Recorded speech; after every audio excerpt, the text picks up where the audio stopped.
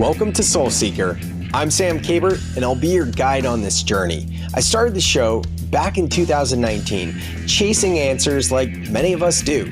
But what I've come to understand is this: it's not the seeking that fulfills us. It's what we find in the quiet stillness beneath the search. When we stop chasing and learn to be with what is, we access a deeper wisdom. One that leads not to more doing, but to ease, grace, joy, and true fulfillment.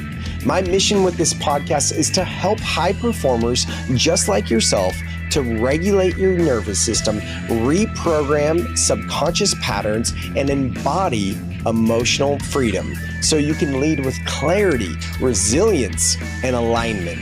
Welcome to Soul Seeker. Let's grow.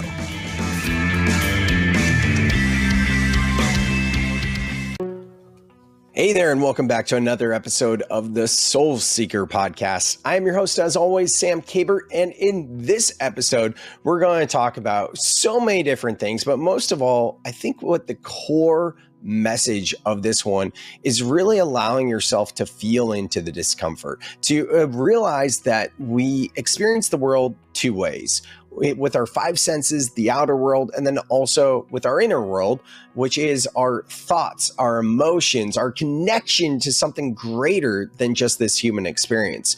And one of the through lines that I felt was really impactful in this episode was utilizing your resources in a way that goes beyond just management. It's about the shadow work. It's about getting to the root. It's about being honest with what's coming up so that you can move through it. My guest in this episode is Bea Gutierrez, and she has an incredible story of growing up in the Philippines to moving to the States, actually to Ohio to go to college at the Ohio State, to working in the Bay Area, to now being in New York City. She's literally been so many different places in her life and in her career. She's been with LinkedIn for 8 years. And for me, I just think that's a beautiful thing, because these days people don't stay in their careers in the same job long, especially the same company, and especially in tech industry. So it's amazing to see someone like herself that has done so many amazing things.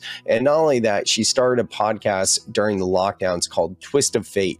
And with her podcast, she really highlights transformative experiences. So we're going to touch on all of that and more in this episode.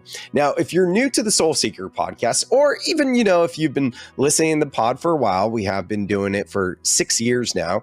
If you are getting value out of these episodes and you're learning, getting so much great wisdom from these guests, I'm just going to ask you for a quick favor. If you could head over to either Spotify or Apple Podcasts and leave the pod a 5-star review.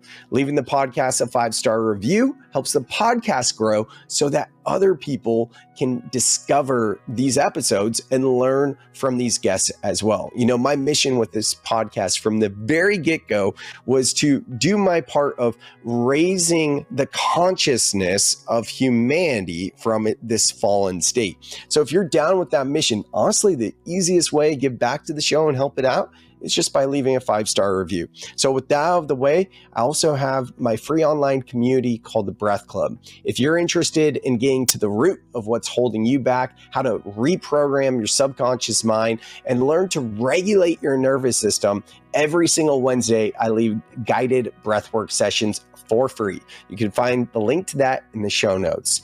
And with that, enjoy this episode with Bea. What is up, and welcome back to another episode of the Soul Seeker podcast. Approaching 300 episodes. We're getting awfully close with number 288 today. Wow. So I'm sitting here with Bea Gutierrez, and I didn't even ask how I say your last name, but I've grown up with other Gutierrez, so I figured there's only one way to pronounce that. So anyways, Bea, it's so good to have you here. Before we drop in with your story and really see where this podcast takes us, we're going to do 3 simple breaths. So for all of you out there in listening land, if you're driving or doing anything where you can't close your eyes, you can breathe with us. Just don't close your eyes. If you can slow down, I would invite you to take a seat. Bea, for yourself, for me, we'll start to close down the eyes, having our feet on the floor, sitting straight up, and just noticing the groundedness, feeling your feet anchored into the earth, sitting up a bit taller. And through the nose, inhaling all the way up, sipping in a bit more air at the top, and a big sigh, let it go. And again, letting the belly and the back body expand as you inhale all the way up. Sipping in a bit more air at the top, holding the breath, rolling up the eyes, and sigh it out. And one last one, inhaling all the way up. Sipping in a bit more air at the top, hold the breath, roll up the eyes, and sighing it out. And there we are, letting the breath return to its natural state and rhythm. Here we are. Bea, welcome, welcome, welcome. So stoked to chat with you on the Soul Seeker podcast. Thanks for being here. Thank you. Thanks for having me. And that opener was really nice. I needed that breath of fresh air. I think we all do, right? And sometimes I just try to remind myself before like task switching, going to different projects, being like, okay, just 3 breaths. That's all I need. Close what happened before, enter what we're about to enter now. It's very helpful. Anyways, tell us about yourself. So fascinated with what you're all about. I know you're in the tech world, the corporate world with LinkedIn. You lived in the Bay. Now you're in New York City. You have your podcast called A Twist of Fate. Tell us a little bit more about yourself. Yeah, thanks. So Bea Gutierrez, I currently work at LinkedIn. So I've been there for almost 8 years now. Currently working in a chief of staff role, which I'm really enjoying. I work really closely with a VP within the go-to-market ops organization to kind of manage the day-to-day operations of his now 600 plus person organization. Wow. So it's really exciting stuff. I've been doing this for about 2.5 years now. Prior to this, I had a stint in sales operations. So that's where I kind of started my career at LinkedIn. And then before joining LinkedIn, I was doing consulting at Accenture. So it's a little bit about kind of career stuff. And then I graduated from Ohio State University, like I said. So got a chance to live in the Midwest, experience that for a little bit before moving out to the West Coast. And then late last year, made the move to the East Coast. So I'm enjoying New York and kind of exploring all the different things that New York has to offer. But originally born and raised in the Philippines, actually. So I went to school on a student visa, left home to pursue a degree in the United States, and then was able to kind of get my green card through my parents. Mm-hmm. So yeah, really happy to be here and excited to dig in a little bit more and just kind of see where it takes us. 8 years with one company these days, especially like a tech company, that's a big feat. I know. It's actually crazy. I think about it sometimes and it doesn't feel like it's been 8 years. I think I don't know if that's good or bad, but it kind of flew by. And, I think LinkedIn, for me personally, is just like the best fit in terms of culture. I feel like I've been able to grow a ton and be really challenged and flex a lot of different muscles. So 8 years is kind of crazy, but I wouldn't change a thing about it. That's awesome. I had this man on the podcast a few years ago. His name's Scott Shute. Oh, yeah. Okay. I figured you'd know him. So for all the listeners, Scott started the LinkedIn meditation mindfulness program like way long ago, right? Yeah. I was going to say that makes so much sense that he would be on your podcast, that he's a legend at LinkedIn, but I've heard his name around. I've never met him. So very lucky to have him on your podcast. Yeah, he'd be a great guest for your show. And, I just remembered that just hearing you talk about LinkedIn being here, it just brought me back. I didn't make the connection before, but your podcast is A Twist of Fate. How long have you been doing it now? Yeah, so I started it, 2021, maybe. It was during the pandemic. I feel like the pandemic, I don't know about you, but I feel like so many people finally found the time to like dabble in different passions, different interests, and personal personal projects. And originally I was like, okay, well, I'm stuck at home. Like I want to do something different. So I started an Etsy shop. I started making stickers, things that I could do that were a little bit more tactile. And then I started doing like the digital nomad life in Nice. 2021 when, all of us were just trying to figure out what are we going to do? We don't have a lease. We don't have to be in the office. Like, where do we need to be? Nowhere. And so me and a bunch of friends kind of hopped around the United States for a little bit. And that was when I started having this idea of, okay, I need a passion project that's a little bit more mobile. I can't be bringing my supplies and my tools with me. It's just not going to work. So that's a little bit about how I thought about starting a podcast. And in terms of the topics or the theme of the podcast, like Sam said, it's a twist of fate, and the goal of the podcast is to deep dive into different stories. So each of my guests has gone through some type of transformative experience in life, whether it be my first guest was actually my stepbrother, who is trans, and he transitioned in 2020. So, after hearing him talk about his transformation and all the things he went through, I was like, these are the types of stories that I feel like need a platform. I have so many different interesting people in my life, or people that I've met, that as soon as they mention something like a life event that they've gone through, or something really hard that's taught them a lesson, I try and immediately reach out and say like, hey, would you be interested in being on my podcast? So I've been doing it for a couple of years now, but I think I'm on like 30 episodes maybe. Somewhere between 20 to 30. So it's been really, really fun. And I think for me, a lot of it is about, during the pandemic, I felt like it was really hard to feel like meaningful connection with other people. You're trapped at home. You're not bumping into people at the office, having like water cooler talking about people's lives, people's kids. And you feel a little bit more isolated. So I think really carving out a space where I could have meaningful, deep conversations with other people in my life and learn something new about them. And also, for them, allowing them to like process an experience that they've been through, I think was something that felt really impactful to me. And it started off as just an idea, and I'm really happy to kind of still be going and doing it, years down the line. So I love that. Yeah. And for anyone listening, check it out. It's in the show notes. And I really love your style. It gives me that like NPR vibe, where it's kind of like the narration going into it, Thanks.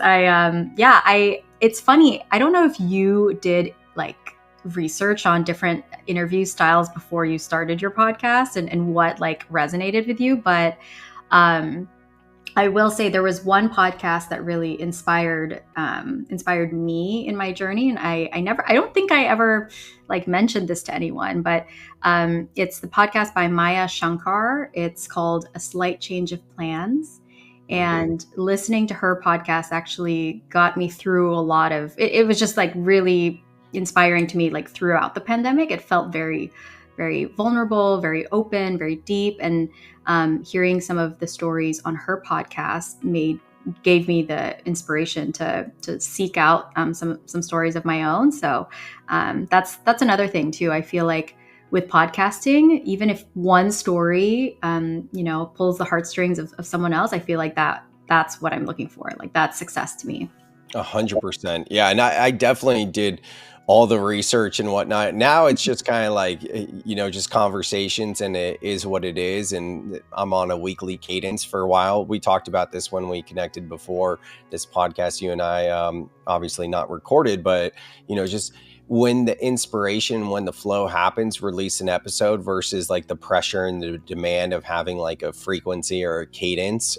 So now where I'm at is I'm pretty, I don't want to say professional about it, but I am like more strict and like regimented in having that cadence. But the way Soul Seeker started was like, hey, I'm not going to have a cadence. I'm going to do them when it's in flow. It's got to be in person and it's got to be outdoors. And that was in Wow. 2019. Yeah, I've recorded a lot of podcasts, like either in the forest or on the Oh my beach or in the gosh. backyard. Yeah, and then the lockdowns happened, and then I was like, you know what, just open it up, because It doesn't matter that much. yeah. Well, at first I was like, oh man, what am I going to do with the podcast? And then to your point, just kind of leaning in, like for me, I had, I think, 4 podcasts before Soul Seeker. I had one called What Up Silicon Valley with a co-host. I had Brand Hero, which was about marketing. I had Clone Yourself, which was about building businesses with VAs.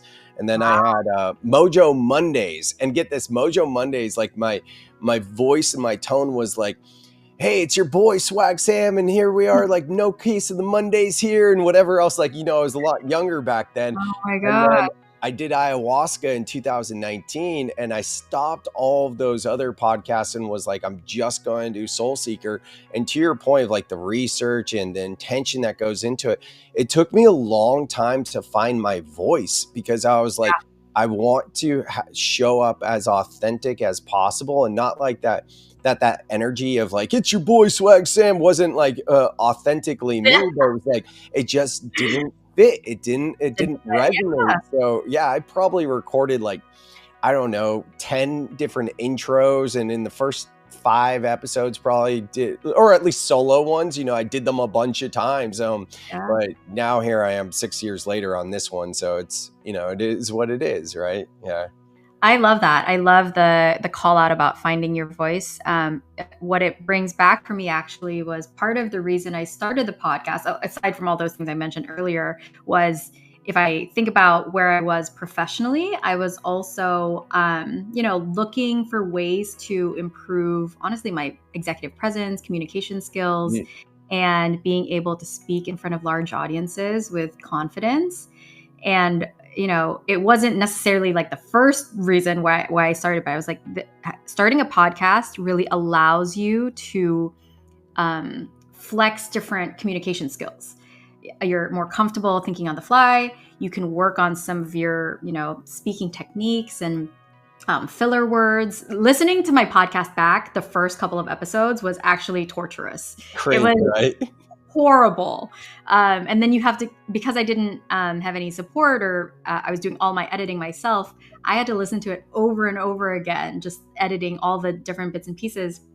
And I was like, I hope this gets easier, because it is so hard to hear myself back. But now that I'm so much more used to it, it gives me an opportunity also to think about how I can improve. And catch myself. Like, listening to yourself, you learn so much about yourself when you hear yourself back. So yeah, that's another thing about finding my voice and finding my own authentic way of communicating with others. So true. That's such a good point. There's so much growth in that. And yeah, I jumped in there saying cringe because, at least for me, it was very cringe, like, oh, nails on a chalkboard. But you get used to it. Mojo, what was it? Mojo Mondays? Oh, Mojo Mondays. Yeah. That stuff I was good with. It was more, I don't know which one it was. Because I think it was after the evolution was What Up Silicon Valley. Oh, Um, okay. oh my God, that intro was hilarious. I'll have to find it and send it to you. I made a mistake during the pandemic. I meant to pause the podcast, but I canceled it, and I didn't know that Buzzsprout would delete all the episodes, so we lost over 100 episodes. No. Yeah, but it's kind of like, that process of like detachment, and just being like, okay, acceptance, right?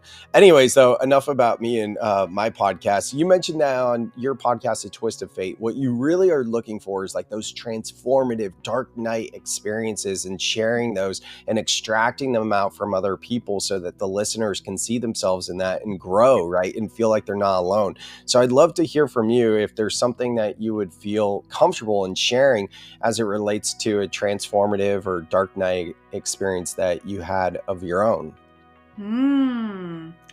Wow, that's a really good question. Let's see. That part of why I also started the podcast was I was like, I feel like other people have so many more interesting stories than I do. So I'm like, what would I say if I were to be a guest or interview myself? So I think for me, one of the biggest transformational experiences, and I don't think this would come as any surprise, is, picking up my life and moving from the Philippines and going and plopping down in Columbus, Ohio, having never set foot in Ohio. I was like, I can barely tell you where it is on the map, but, just really excited about starting a life and starting college in a different country and being able to, chase a dream, to be honest. And it was hard. I will say, I mean, not even just being homesick, but being kind of having to find my footing and finding a sense of, community, far away from home. I didn't know a single person in Ohio when I got there. It teaches you a lot about, not independence, yes, but also at the same time, like what your identity really is. Like, who are the people that you can connect with, reach out to? How do you build your own support system from scratch? Lots of learnings, but I would say that's probably one of the most transformative experiences of my life is my time in Ohio and kind of that move. Yeah, I've only been to Ohio when I was really young, and I can relate to the geography thing because I joke that I'm a California guy. I never lived outside the state of California, so I don't really know what's east of Nevada. It's like, oh, everything over there, right? But just joking. Ohio, though, I do have a really good friend out there in Coshocton, Ohio, Kirby Hossman, and I see his posts. I've known him for years, and just enough. I can't imagine moving from the Philippines to Ohio would be like, obviously you went to Ohio State, so that's amazing. But in terms of like the weather and the land itself, like that must have been kind of disappointing, was it? I feel like the thing that's surprising is it wasn't disappointing at all. And I think that's what's so refreshing. If I think back now, I feel like now as you get older, you have so many more expectations about like convenience and the world and, the creature comforts of life. Back then, I was like, I'm moving to the States. I have no expectations about how this is going to go. I'm just like excited to try something new and kind of like venture out. And so everything from like living in a dorm to like, eating at the cafeteria with like swipes, like all of that felt so new and novel that it like everything else seemed kind of irrelevant. Like the weather, I was like, oh, I've never experienced snow before. I'm so excited. Tropical, right? Yeah, it's tropical. Yeah. Okay. Yeah. So I was like jazzed to get my first snowfall. After a while, it does get a little bit old, I will say. I wasn't consistently excited about winter. But the first time I experienced winter in Ohio was like really special, or in my mind, really special. And then, I think I'd only really visited like California for the most part because my dad was living there. And so I was like, California, Ohio, I don't know, same. That's what I thought when I was in the Philippines. And, lo and behold, they're very different.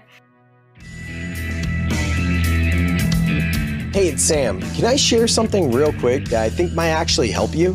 If you've ever felt overwhelmed by your emotions, like you're doing all the right things, yet you still feel off, it's not because you're broken.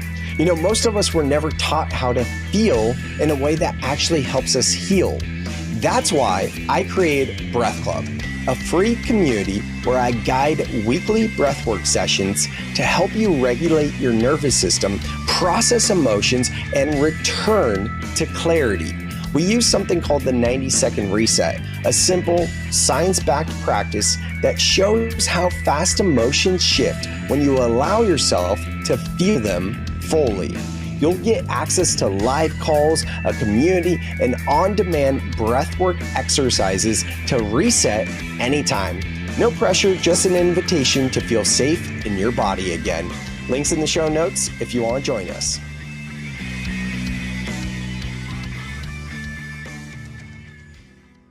And so I think just like coming in without really like knowing anything. I was just like, let's see how it is. So yeah, I wouldn't say I was disappointed. I was actually just like really almost like marveling at like the novelty, That makes sense. which is I think a good place to be. I think I don't I would have hated to just be like disappointed with my college experience or with my decision. Like I'm actually really grateful that I kind of came in not having any thoughts about it. I love that perspective. You know, I'm a keynote speaker, and one of the slides I put at the end of the presentation usually is of a pelican. And I ask people like, "What do you see here?" And some people will say a bird, some people will say a pelican, but no one ever says a pterodactyl. And my point is like, I see a pterodactyl when I see a pelican. And this is like the classic Eckhart Tolle thing of like, we're so used to seeing things and naming it and registering it and then being like, okay, let me move on to the next. And it creates this like mundane existence. Whereas like, can we look at something with fresh eyes? And I don't expect myself or anyone else to 24/7 always be like, oh, this is fresh and new, inspiring. But it's just like finding those small moments where you catch yourself being like, oh, that's a squirrel, right? And it's like, wait a second, can I be with that squirrel? Can I see how it's reacting? Then all of a sudden that squirrel and I, like, he's not running away when he sees me. He understands that we're having a mystical experience right now, you know? Mm-hmm. So I like that. It also reminds me of so I was reading this book. It's called Living Untethered. I would highly recommend it. is that Michael Singer's new book? Yeah, I don't know if it's new. He has like a few, but it is by that author. And what I love about some of the takeaways in the book is a lot of it is about letting go of expectations and not being so tied to the external world, you know, and to be able to be comfortable with your inner world, you really need to let go of needing so much from the outside world. Like if you really think about it, we shouldn't really need a lot from other people, from things around us, but we end up kind of evolving this way because it's a learned behavior, right? You learn that you like things this way. You have all these preferences about about things that make you feel good or feel happy or have all these positive feelings. But if you actually kind of simplify all of that down and boil that down, like there really isn't a ton that you need to be happy. So the more you let external factors kind of ruin your life or ruin your day, the more you're actually like not in control. And that I think is like a big learning for me, and something that I'm trying to teach myself is how do I let go of having so many wants and needs from the external world when really there shouldn't be a ton. Mm-hmm. Yeah, I just had Carrie Jack on the podcast. He hosts Happy Hustle. He'd be a great guest for your show, by the way. He's an amazing guy, and he was mentioning how his mom actually was friends with he called him Mickey Singer, and I was like, Mickey Singer, who's Mickey? And I was like, oh, Mike, you talking about Michael Singer? I was like, that's how we know that you're actually friends with him, because you're calling him Mickey. You know, the rest of us call him Michael. You know, but yeah, I love Michael Singer's work. I think his Untethered Soul, I think that was his first book. I'm not sure. That's his big book, the one he's known for the most. And I tell people all the time, like, if you need one book to read, if you're just getting into mindfulness, that's the book, you know? So good. So I'm glad you're enjoying that so much. And the inner world, something I talk about a lot as well. You'll probably appreciate this. I wrote a book last year called Overcome the Overwhelm. And in it, I talked about there being two types of overwhelm. There's external overwhelm, which is our external world, our environment, the human doing, obligations, responsibilities, all of that. Then there's the internal overwhelm of our thoughts and our feelings. And most people say, I am just so stressed. I'm just so overwhelmed. I have so many things I need to do. And I don't even have time to breathe. Like, I don't know about you, Bea, but I hear this sometimes and it makes me cringe. Like, people will say, I don't have time to breathe, right? Mhm. And it's the exact opposite. Once you address your inner world and you allow yourself to feel what's coming up to the surface, then you can approach all of those responsibilities, obligations, and the external overwhelm with clarity and more energy. Yeah, I think that's a really big one, and I think your work with teaching people breath work is so important, especially in this day and age. Like being able to center yourself, being able to have a grounding moment in a day. Like I don't think people uh, really understand how important that is to be able to ground yourself, to regulate your own, nervous system. That's such a big unlock for a lot of people. But I think most people just don't even know how to get there or where to start. So, starting with the breath and learning how to kind of control some of that, I think is really, really great work. And I'm so glad that you're doing it. Yeah, I love doing it. And this is a good time to talk about the Breath Club. That's my free online community. Every single week, every Wednesday, I lead a online breathwork session, which I'd love for you to come on one before we do Yeah. episode on your podcast so you can experience it a little bit. And that's a good segue to begin to talk about therapy. You mentioned earlier, like how therapy is really important to you. Is there a certain style of therapy that resonates with you? Yeah, I mean, I the thing is, like, I want to say that I have extensive experience with therapy. I've actually had very patchy experiences with therapy, and that's something that I'm really trying to resolve now that I'm a little bit more settled in New York. But um, I was doing therapy through Lyra because it was like kind of the free program offered at LinkedIn. And the way that the model works, at least in my experience with Lyra, is that it's very episodic management. And so they'll get you to like 8 to 10 sessions. And then they're like, okay, we've gotten you through this hard episode in life. We've given you the tools and tactics, and now we're going to graduate you from the program because we think that you've managed the episode. And so I've had a couple different therapists, maybe like 2, 3, all for like 8 to 10 sessions each. And so now I'm really looking for something that's a little bit longer term. I feel like that's kind of standard for most folks is someone that knows you and has the history for years and years.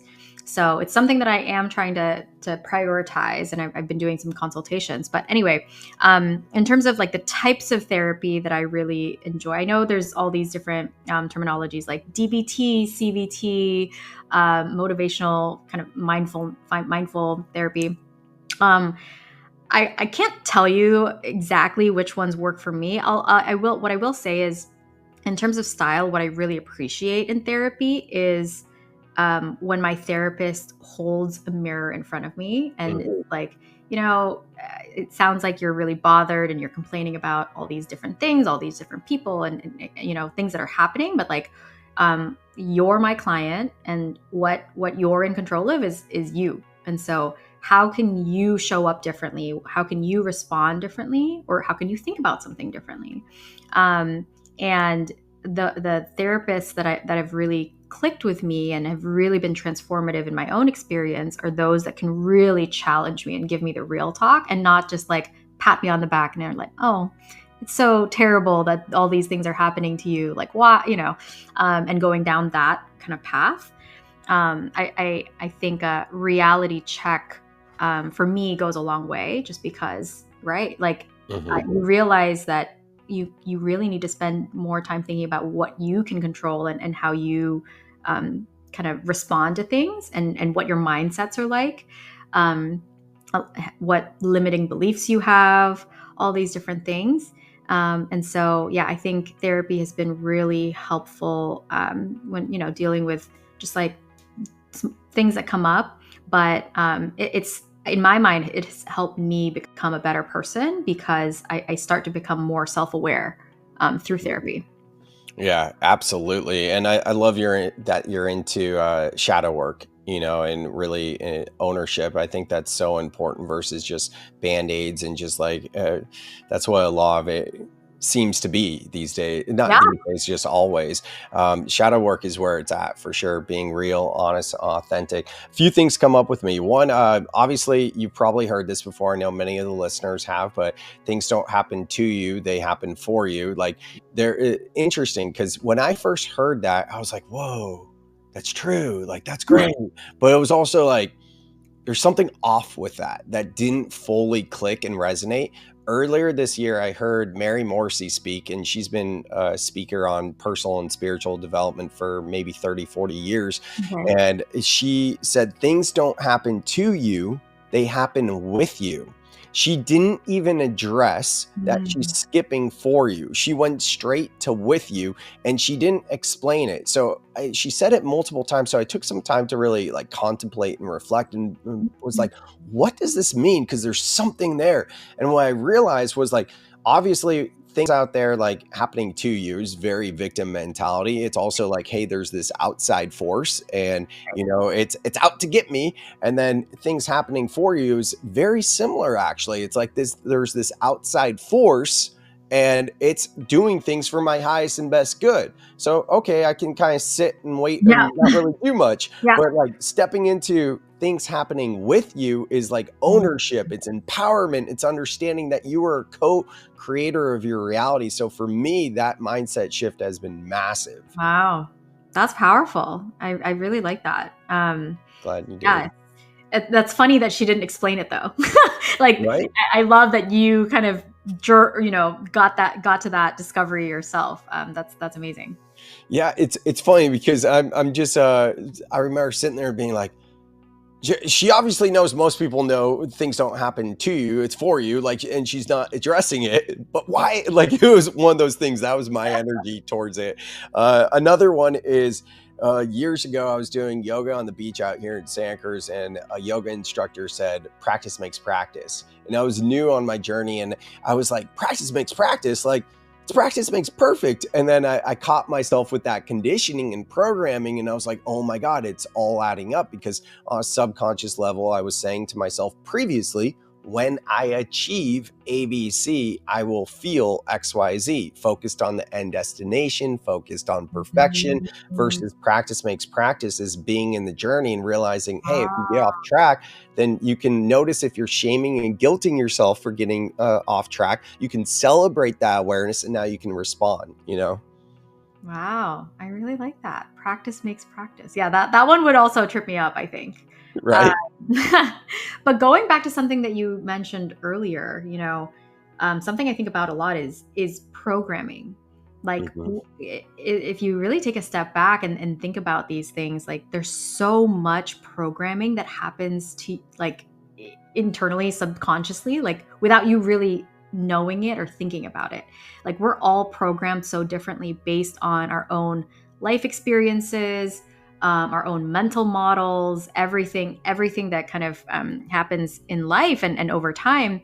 And I think, as I get older, I realize that when you're going to therapy and you're having all these types of deep conversations, a lot of it is trying to understand your programming, unpack it, and figure out how to rewire some of it. And that's such a journey that we all kind of go through in life. And it's just fascinating to me. Like, I'm like, wow, I got all the way to my adult years just to try and go back in time and figure out what happened to me in childhood. Why do I think this way?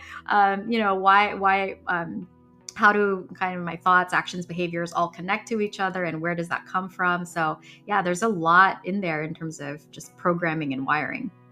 100%. That's why I'm so into the subconscious mind so much, because we can reprogram it specifically through MER, mental emotional release. It's so interesting talking about programming. And my first ever ayahuasca ceremony, you'll appreciate this. Someone said in a share circle something about feeding two birds with one seed.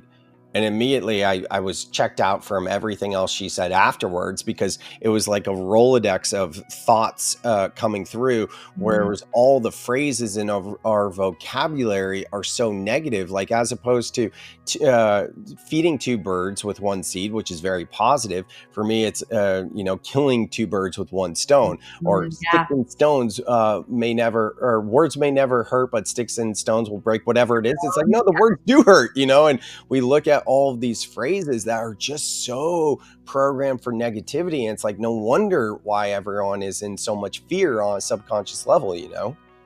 Yeah. It's fascinating. It is fascinating. And thinking about how you speak to yourself, the what kind of words you use with yourself, that's like one thing to really audit. Right. And then the other in my mind that I've been auditing and paying more attention to is like, what content am I consuming? Mm. Like you said, like you're a product of all the different things. And like some like these phrases and these words, like they're just things that exist in the world, and you're like, oh, I don't know, I learned that in school somewhere, or I heard this from a friend, right? And it's you're not necessarily like consciously thinking about it, but this is where you're getting all of your information, is just through like word of mouth and the rest of society and your relationships. And so that's something that I have been trying to be more mindful of, is content consumption. I'm on a social media cleanse right now, Mm. if you believe it. I'm actually pretty proud of this. I think I'm coming up on like 3 to 4 weeks with no Instagram, no TikTok. I will say it's kind of embarrassing to admit, my main social media right now is LinkedIn, and not just because I work there, but truly I feel like, at least when I go on LinkedIn, the content is like informative. Like sometimes it can be a little bit cringe, but I'm like, it hasn't gotten to a point yet, at least for me, where I feel any sort of like toxic or negative feelings after. It's usually pretty positive on LinkedIn. And so, yeah, being on this like kind of content audit and social media break has been really eye-opening for me, Mhm. about how it affects my mood, what I think about, my some of my thought patterns. It's I don't know. I highly recommend it for anyone that's looking to just try something new. Pause. You're holding your breath again, aren't you? Most high performers don't need more doing, they need a nervous system reset. I'm Sam Kaber, and I'm a keynote speaker and nervous system coach, helping people just like yourself to reset from burnout and return to clarity. I've worked with organizations and audiences ready to move beyond burnout and into embodying clarity. My keynotes blend storytelling, subconscious reprogramming, and live breathwork experiences that get people out of their heads and back into their lives. If you're planning a conference, retreat, or leadership event and want something that doesn't just inspire, but actually transforms, head to the link in the show notes. Let's make your next event unforgettable.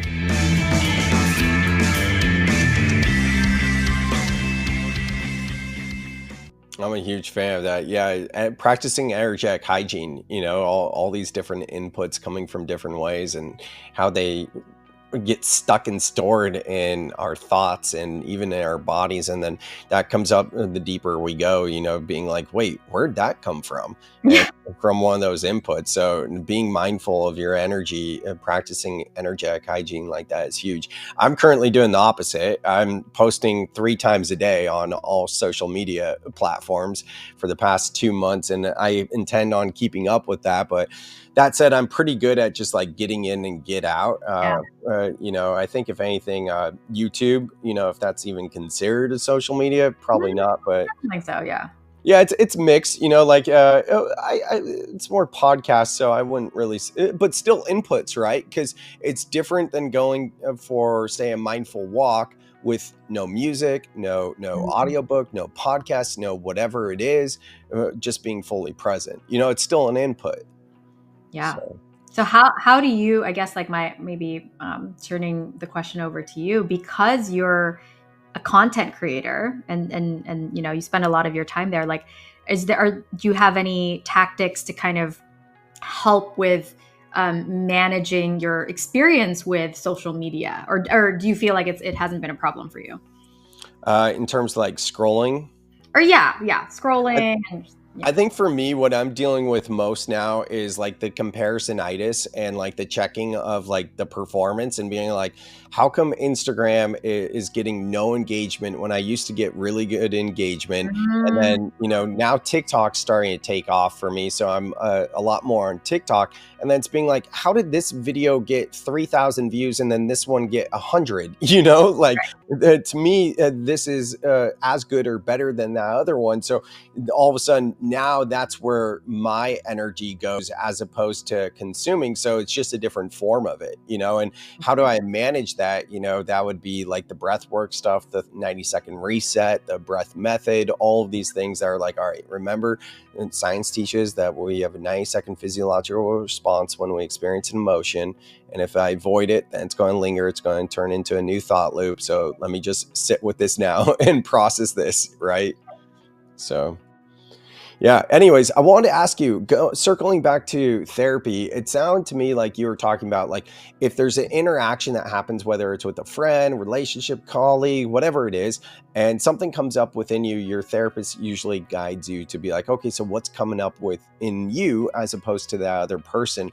I like to call this mirror work, and I'm so into IFS, internal family systems. Have you gotten into IFS? I haven't. I've heard that from a couple of different friends, and I'm really interested in kind of seeing if I can get some of that, or try some of that out in therapy. There's IFS, there's like EMDR, there's all these different types and modes of therapy that I'm curious about. But yeah, I have, like I said, I still need to kind of find that permanent therapist relationship. Yeah, IFS is a really good one. And I know some people that go pretty deep with it. I keep it pretty simple because that's what works for me. And when I teach it to my clients, it works for them too. If you want to go deeper, you can. But there's a specific breathwork technique I use. And if you make it to one of the breath club calls, I'll be sure to lead you through it because each one's Yeah. a little bit different. But essentially, there's different thought forms, right? Some people think of them as voices. I like to say thought forms that Okay. make up the totality of your psyche. And you can begin to give these thought forms a name and build a relationship with them. So in this breath work technique, I typically guide people after like we start to shut down the prefrontal lobe of the thinking analytical mind, and they start to drift and get into more of a trance state, like guide them through a visualization where they're sitting on a throne, and then one of the parts of their psyche comes up, and Mhm. then walking them through, giving it a name, and what does this part represent, Wow. and then usually like placing it back in your heart, because a lot of people with IFS, I've heard this recently, or different variations of parts work, will be like, I don't need that part. And it's like, well, now you're missing the point of what IFS is teaching, because it's about making that part whole and accepting Ah, them versus exiling them. Literally, one of the parts is called an exile. So that's just a high level overview. But what's really fascinating was I had this massive download a couple of years ago, just reflecting on the beach and watching the seagulls. Oh, I have to remember this for later. Watching the seagulls and the surfers and whatnot. And I was reflecting on a specific scenario with someone.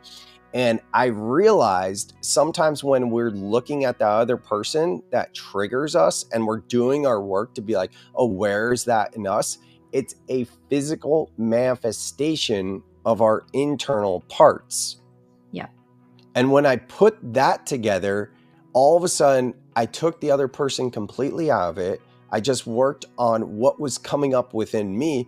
And then that totally energetically cleared without even doing anything with that other person, what was going on with them. And that's when my mind was blown. I was like, whoa, you know? Yeah, it's crazy. It's crazy to think about how much of it is actually you, and totally unrelated to this other person. You're like, oh my god, like if this person could just be this or that or more, and we have all these expectations of what it should look like and what the interactions should be. But really, a lot of it is like, why do we even care? Like, can we start with like maybe shifting our mindset, or thinking, or like processing it ourselves, and then kind of like letting that go, and then magically a lot of the times it just disappears and you don't really have to like hold on to that. Mhm.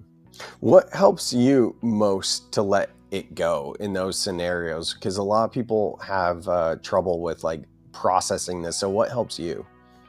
Yeah, it's a really good one. I mean, obviously, it's always a work in progress, but I think that the few things that help me, one is journaling. Mhm. Honestly, like get on. Sometimes things feel stuck inside my body, inside my brain, inside my heart, whatever it is. It just feels energetically stuck there, and journaling is therapeutic in the sense that you're just like releasing it from your body. It's like, okay, I've written it down.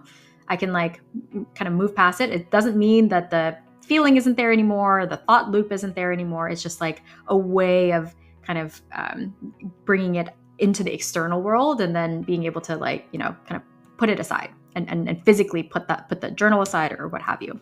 I also think writing helps you clarify for yourself what you're Mm. feeling and what you're thinking, right? Like I wouldn't say I'm like the best writer. Also, my handwriting sucks. I don't know if anyone else experiences this, but like I just don't really write anymore. And so, journaling is a really therapeutic in a sense where I can just get it out, but I also clarify um, a lot of things for myself by writing things down.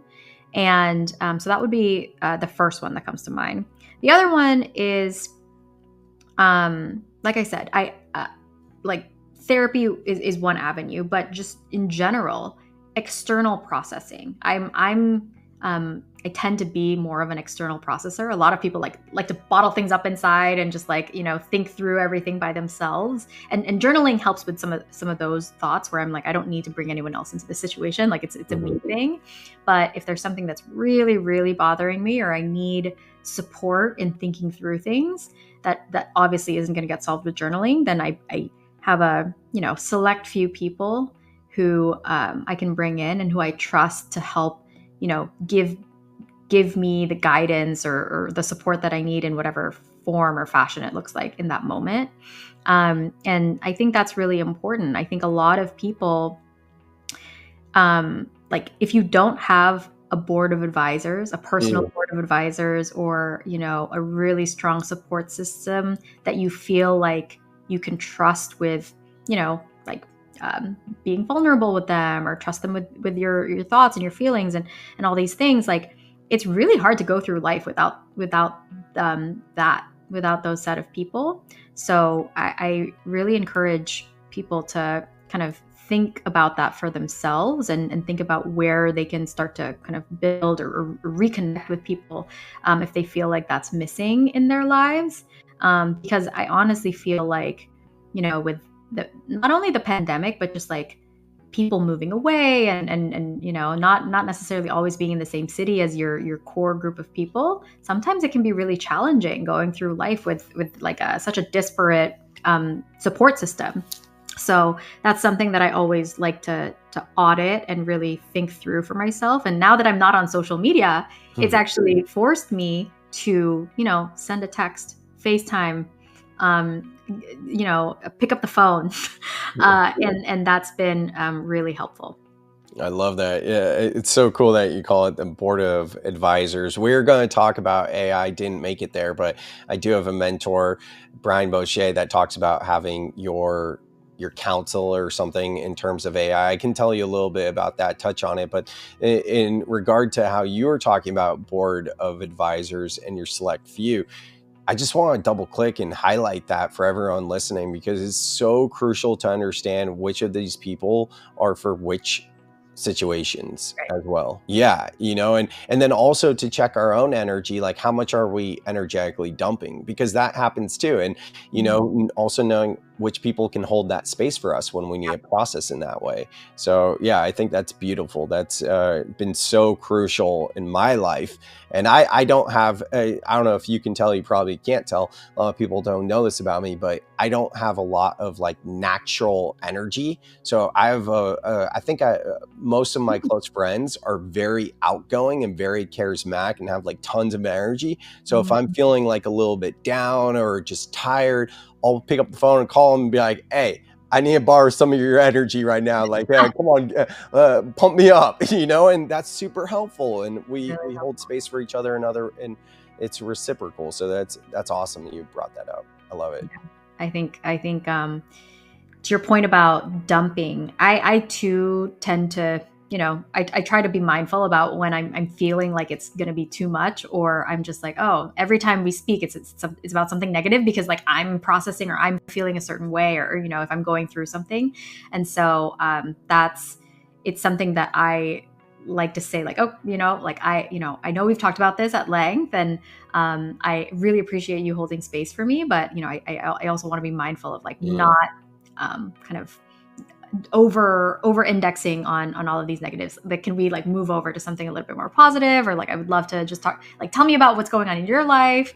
And so I think really being able to catch yourself if that is kind of like a trend or a pattern, it can go on for a little bit, but I think when it goes on too long, I think that also can sometimes put a strain on the relationship when it's feeling like, oh my gosh, it's really negative. But I think just having like more of that balanced, I guess, like dynamic between two people, I think is always really good. Yeah, I agree with that 100%. And, I think we all have those friends that aren't like close confidants, but like anytime we hang out with them, it's like we need to do some energetic clearing and hygiene because they're just dumping on everyone that will give them a chance to. And Yeah. I think it's very different when we're talking about our close friends.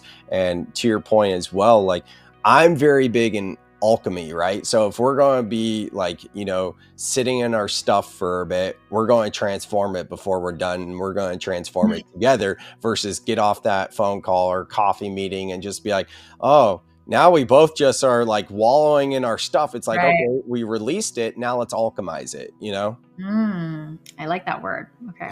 Yeah. I have a homie who's all about alchemy. That's his whole thing. Like he uses that word.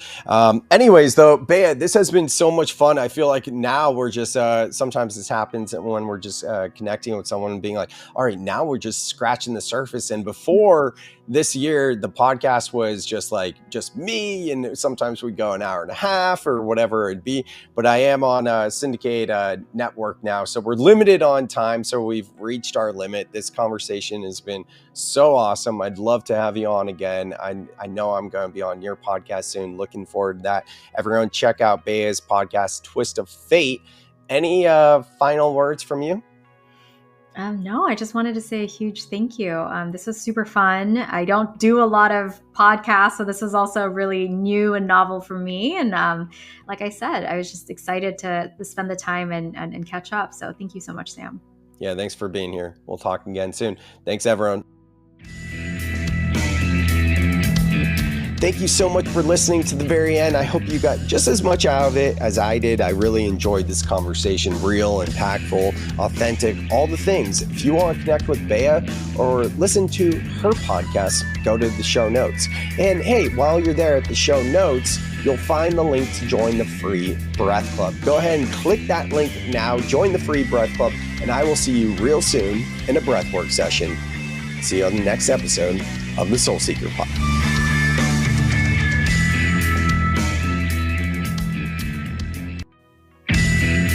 Thank you so much for listening to the very end. I hope you dug this podcast just as much as I enjoyed it. If you got anything at all, please, if you could just do me a favor and leave a 5-star review wherever you listen to this podcast, it helps the show grow.